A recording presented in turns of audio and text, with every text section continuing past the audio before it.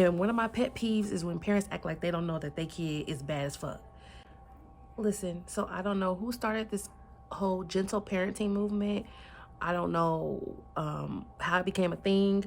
I may not even know exactly all what it's about or it entails or the details and the caveats of everything. But what I do know is gentle parenting only works with gentle children. If you have a kid and you're like, oh my God, he or she is like the sweetest, like they're a pretty good kid, you know, just some mild things, then you can possibly gentle parent this type of child. If you know that you got a whole Bone Thug and Harmony, you cannot gentle parent your child. Quit sitting up here trying to gentle parent Dennis the Menace, okay? And one of my pet peeves is when parents act like they don't know that their kid is bad as fuck. It's like, my kid? Yes, your kid, the same kid that's at your house that tore your blinds up, the same kid at your house that be jumping on the beds and the furniture and the tables, the same kid that's terrorizing the siblings, the dogs and the cats, the same kid that nobody wants to watch. Yes, they're bad. So yeah, stop doing that gentle parenting with that type of child. You know that you birthed Chucky in the flesh, okay? Don't act oblivious. I don't like that. Just know that you got a badass kid and do something about it, okay? Because what happens is when those kids come to school, we as teachers and assistants, we didn't ask to get beat up by a 3 or 4-year-old. Why are we getting beat up? Because you can't control your kid. And then we call you and nothing gets done. As a matter of fact, we tell them, hey, we're gonna call your mom or your dad. And they just continue to act a fool because they know that their mom or their daddy wouldn't bust a grape in a fruit fight. Okay? They're not scared of you. I remember back when I was growing up, honey, the teacher said, I'm gonna call your parents. We was like, no, please don't call my mama, please. Because we already knew what time it was when you called our parents. We already knew what was gonna happen when we get home. We already knew it's gonna be consequences and repercussions. We didn't even try it. I didn't have to get a lot of whippings growing up. When I heard just hearing my mama's voice, or you know that mom voice, honey, I knew to straighten up. So I didn't have to do that. I will tell you, my son, he was bad. He was bad. Nobody wanted to watch him. He was bad. I don't even want to tell you everything he done. He was bad. I did not. I wasn't like dumb to the fact, you know what I'm saying, that he was bad. Guess what I did? Sit him to live with his daddy. And he straightened up real quick because I knew that I was too soft on him. So I understand. I get it. Kids are cute and these are your children. You know what I mean? You love your kids and you want to believe the best about your kids. You know what I'm saying? So I get it. Don't say that I don't. Act like I don't get it. I do get it. But you just got to understand, like as educators, it gets frustrating when we have to deal with these type of kids. And, if you can't control them, what do you think we could do with them? So, you have to get it under control. I work in pre-K and, kids will be kids at the end of the day. I'm not saying anything that's like normal kid behavior. We don't expect kids to be perfect. No one is perfect. We don't expect kids to make good choices all the time. Hell, even adults don't make good choices all the time. That's to be expected. I'm talking about kids that blow up over anything, kids who mess up, or do something, I don't really consider that bad. If they could be redirected or corrected. But I'm talking about the kids, and you will know these type of kids that have these high behaviors.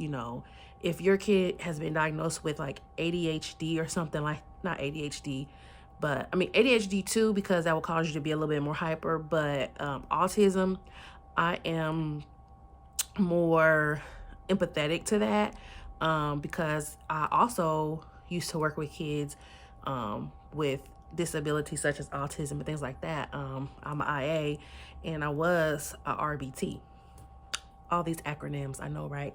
RBT is Registered Behavioral Technician, or they call us therapists, but we have like a certificate, but we didn't have a degree. So they call us therapists, but we're really technicians. And I worked for Applied Behavior Analysis, also known as ABA. And you know, some people who's watching this, you may be familiar with ABA. Some people are not in agreement with ABA, and I'm not here to try to persuade you. Your thoughts and opinions on that are your thoughts and opinions. That would be like a whole nother topic for a whole nother video, and I really don't feel the need to go into that, because again, I'm not here to convince anybody that that's right or wrong. But those type of kids, yes, they have higher behaviors. That's more understandable and still not excusable for them to not be disciplined, in my opinion. Autistic kids are highly intelligent, they are very smart, and they will try and manipulate you just like a neurotypical kid. Kids in general are just manipulative. And I learned that, and it actually had me questioning, are we just born like that? Like, is that a human characteristic trait to be the type of like people that try to like use people or get over on people or take people's kindness for weakness? Because it starts at such an early age. Like, before we even know what manipulation is, we're already doing it. I can see it like me working as an aide, a teacher's aide. Whenever the teacher steps out of the classroom and I'm there with the kids, they try me because they're like, oh, teacher's gone. Like, they just automatically try to see what they can get away with and just start doing things that they know they're not supposed to do. It's just like they don't even think about it. It's almost instinctively. So it's just like, that is so weird, because I like to think of myself, I'm not the type of person that uses people or try to get over on people or anything like that. But I'm just like, did I used to be like that? Like, when I was a kid, did I grow out of that? Or how does that work? Because that's just something that we do as children, and that's kind of wild. But you know, normal kid stuff is normal kid stuff. I work in pre-K, so like, you know, these kids are 3 and 4. You know, some people will say, oh, terrible twos, you know, it's 3 is right after that. It's like, yeah, I know what, like, if there's like 1 or 2 kids and they just straight act out and they act like none of the other kids, these kids are problems. So you can't tell me that it's normal. There was a kid, he's always so off of the chain, like so off the chain. And recently I just seen his father had picked him up, and his father was like, let's go. And his father had said it like 3 times, and the little boy just continued to do what he was doing. Like, his daddy ain't said nothing. Like, he didn't even hear him. Like, his daddy was a ghost. And I'm like, did he not just hear his daddy say 5 times, let's go? So his daddy was like, let's go. His daddy goes to walk towards him to grab him. Why did this little boy run out, just dart out and run out of the class, and his daddy had to chase him down the hall? Embarrassing. Like, imagine if that would have happened like at a grocery store or something. So his daddy finally caught him and put his stuff on, and then he did something that is really grinds my gears that kids do. He did this thing called dropping. He just dropped to the floor. He went limp. His daddy was trying to pick him up. He locked his legs so that he wouldn't stand. So his daddy like damn near had to drag him out. As he was dragging him out, they went past me. The little boy reaches over and hits me. What did I do? I'm just standing by the door.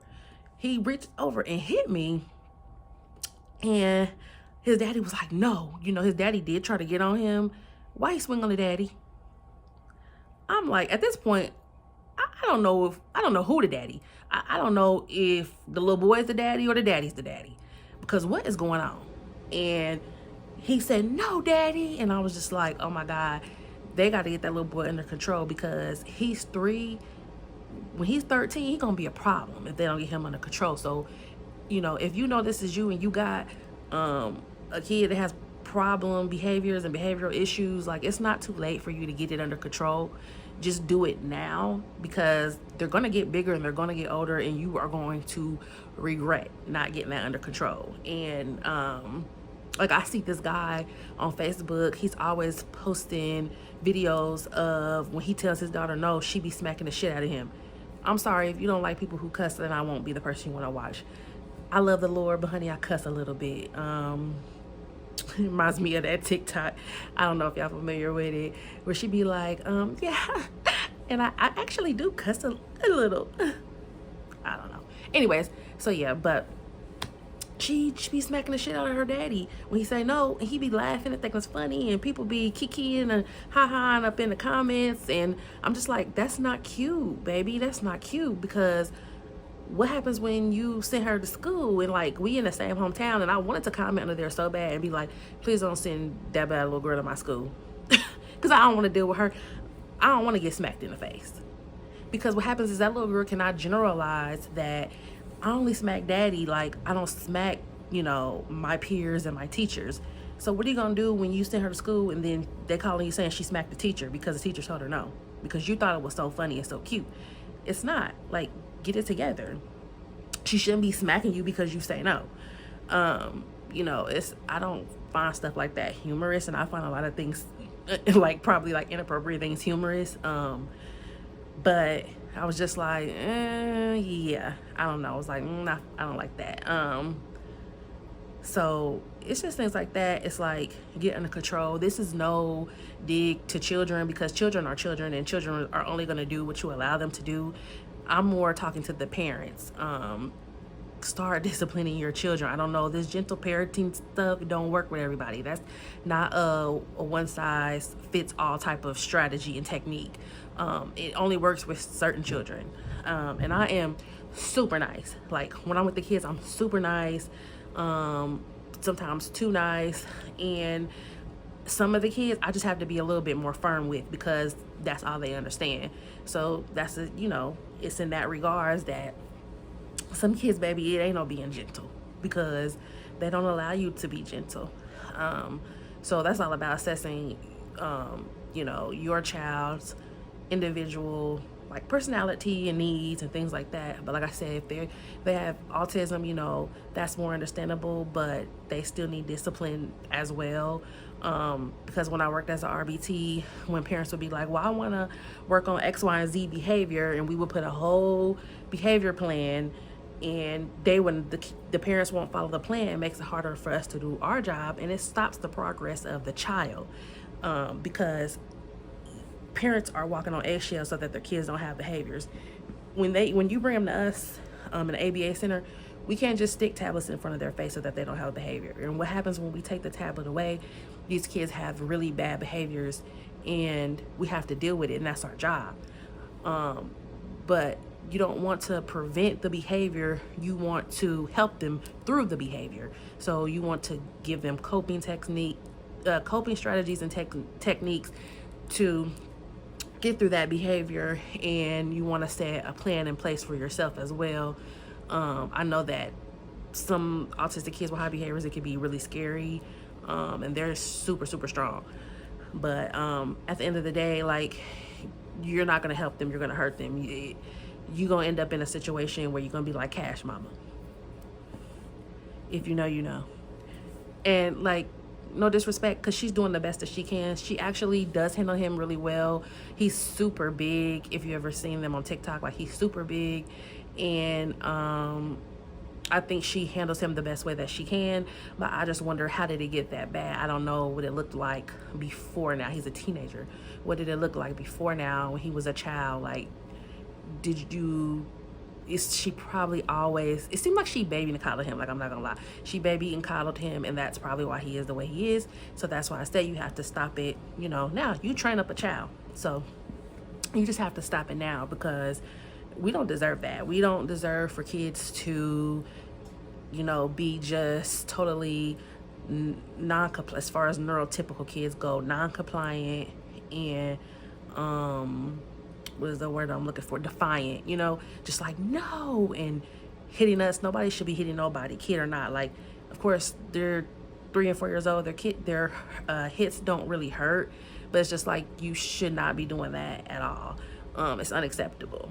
And as parents, when we tell you that your kid is acting up, and you come and you coddle your child and you baby your child, you are basically telling your child that they are being rewarded for bad behavior.